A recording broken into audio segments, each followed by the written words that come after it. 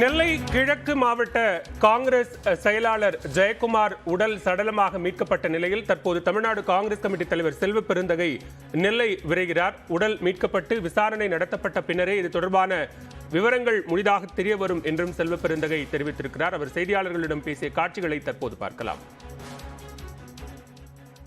நெல்லை கிழக்கு மாவட்ட தலைவர்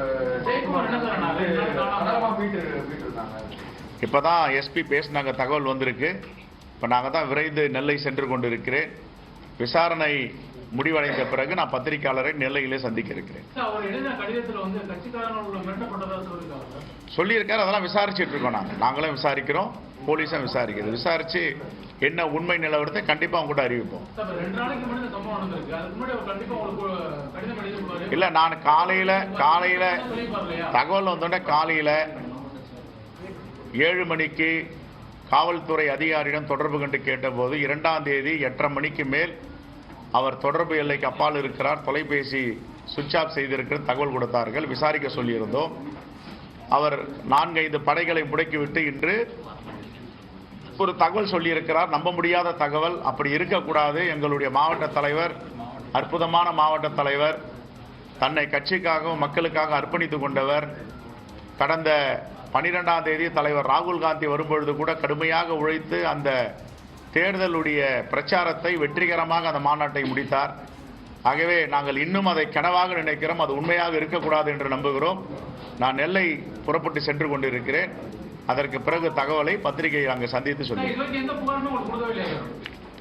இல்ல, கட்சியில எந்த புகாரும் இல்லை.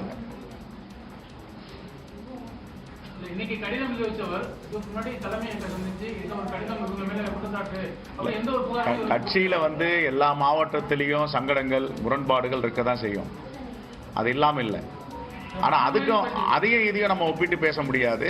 காவல்துறை ஃப்ரீயா விசாரிக்க சொல்லி இருக்கோம். விசாரிச்சுட்டு உண்மையை வெளியே கொண்டு வருவாங்க. அதுக்கு எந்த தடையும் கிடையாது. நாங்களும் சேர்ந்து விசாரிச்சுட்டு இருக்கோம்.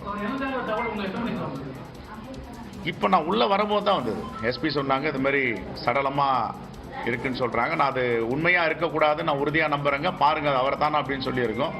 இப்போ பத்திரிகையாளரை சந்திச்சுட்டு பேசிட்டு நான் நெல்லை புறப்படலான் இருக்கேன்.